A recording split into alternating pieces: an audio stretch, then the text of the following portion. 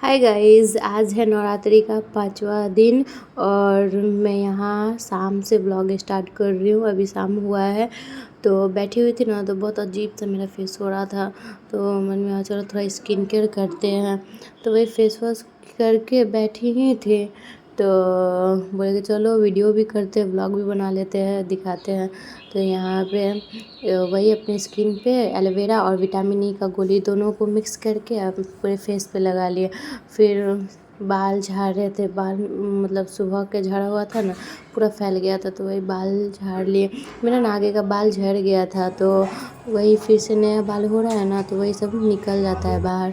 और मेरी बेटी अपनी नानी के साथ घूम रही थी बाहर, तो मेरी बहन बोली चलो दीदी एक टैनिंग का DIY करते हैं। तो वो एक तवा पे ना हल्दी रख के उसको अच्छे से भून ली। और यहाँ पे मेरा टेनू दोनों, मेरी बेटी दोनों खेल रहा था। वही टेनी है जिसका बाल कटवा कर लाए थे ना, वही है। देखिए 1 डेढ़ महीने में कितना इसका बाल बढ़ गया।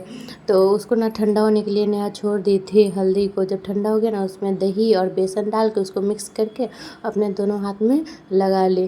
बोले लाओ वीडियो बनाते हैं, तुम्हारा भी देखते हैं क्या रिज़ल्ट आता है। तो इसको लगा ली, बोली कि थोड़ा सा है, लगाओगे तो लगा लो। तो हम भी अपने हाथ में लगाए थे थोड़ा सा। हमको इतना ज़्यादा स्मेल कर रहा था ना, इसमें दही डाला हुआ है ना, तो इसलिए बहुत स्मेल कर रहा था। हम लगाए और थोड़ी देर में धो दिया। हम कहे तुम ही दिखाना अपने हाथ पे।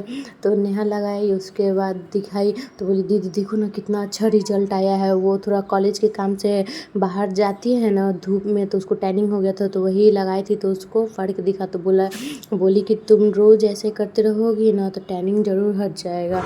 और मेरी बेटी इधर बदमाशी कर रही थी, इधर से उधर उधर से इधर। कभी उस रूम में जाई थी, कभी इस रूम में आ रही है म्याऊं बनकर। मम्मी लोग गीत गा रही थी। शाम के आरती के बाद हम लोग के यहाँ भजन होता है, मम्मी लोग बैठ के भजन गाती है, कीर्तन करती है, तो वही कर रही थी। तो मेरी बेटी मम्मी का कभी वो झूल क्या बोला था उसको, बजाने वाला झाल, वो छीन लेते थे। तो उसी टाइम ना मेरा भाई भी आ गया था भाजा लेकर। हम ही बोले थे लेकर आने के लिए, कैसे भूख लगा था खाने के लिए, तो इसलिए बोले जाओ लेकर आओ। तो वही लेकर आया था भाजा। हमको बहुत अच्छा लगता है भाजा। ये भाजा तो चावल वाला, एक एक लाई का भाजा आता है ना, थोड़ा उसमें चटनी डाल के अच्छा से बना हुआ, तो बड़ा मस्त लगता है हमको। वो फ़िलहाल अभी मिल नहीं रहा है ना, वो हमको बहुत मस्त लगता है। तो वही नाश्ता किए, फिर उसके बाद ना किचन में चले गए थे रात का खाने बनाने के लिए। तो मम्मी के साथ साथ हम भी लगे हुए थे। तो यहाँ पे आलू छील रहे थे और साथ में ना साबूदाना का खीर भी बन रहा है। तो वहाँ पे मम्मा दूध चढ़ा दी थी खौलने के लिए, उसमें साबूदाना डाल दिए थे। तो यहाँ साबूदाना भी उबाल आ गया है, और इसको ना ताव हम धीमा कर दिए थे कि धीरे धीरे मतलब दूध में सीझेगा वो, इसलिए।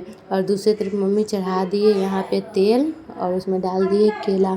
केला आलू का सब्जी बनेगा फीका, मतलब सेंधा नमक पे। तो यहाँ पे केला को लाल कर रही है। हम थोड़ा किचन से बाहर चले गए थे, तो ये तो फ़ौरन ही डाल दी थी।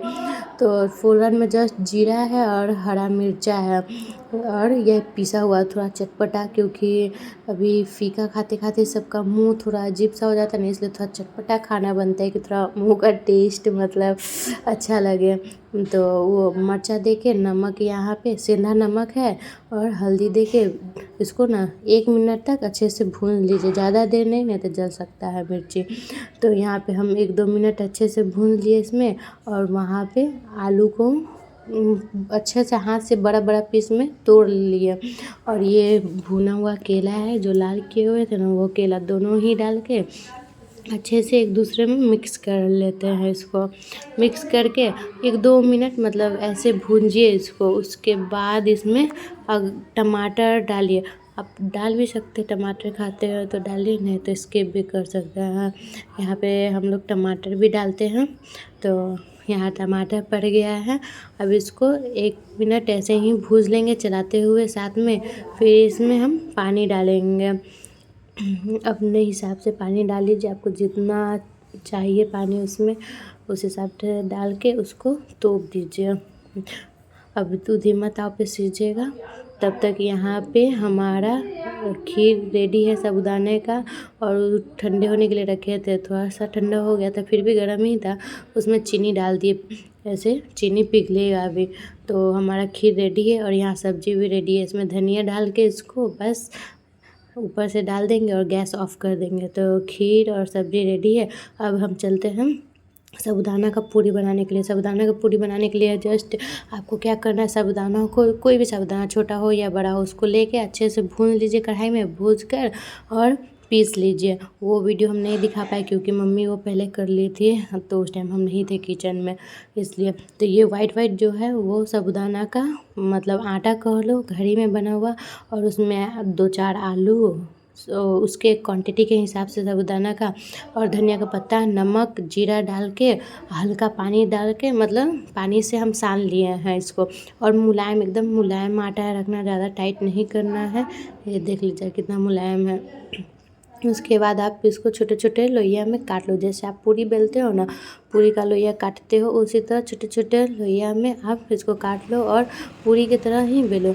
मम्मी ना बहुत पतला पूरी बेल रही थी, इसलिए मम्मी का टूट जा रहा था, और वो मतलब क्या बोला था, पतला खिपटा टाइप में हो जाता था, नमकीन जैसा। इसको थोड़ा ना मोटा बेलिएगा तो ऐसे ना पूरी की तरह फूला खिला निकलता है। ये पहला वाला तो थोड़ा ठीक था क्योंकि वो मोटा में बेली थी, लेकिन और सब जो था ना 1-2 पीस मम्मी थोड़ा पतला बेल दी थी, तो वो ना नमकीन टाइप में हो जा रहा था, खास्ता हो जा रहा था। तो फिर बोले कि लाओ हम बेलते हैं, तुम लोग खाओ। तो हम बेल रहे थे तो मम्मी को खिलाने के लिए भेज दिए थे। तो ये सब हम बेले, कितना फूला और वाइट निकला, एकदम मुलायम था।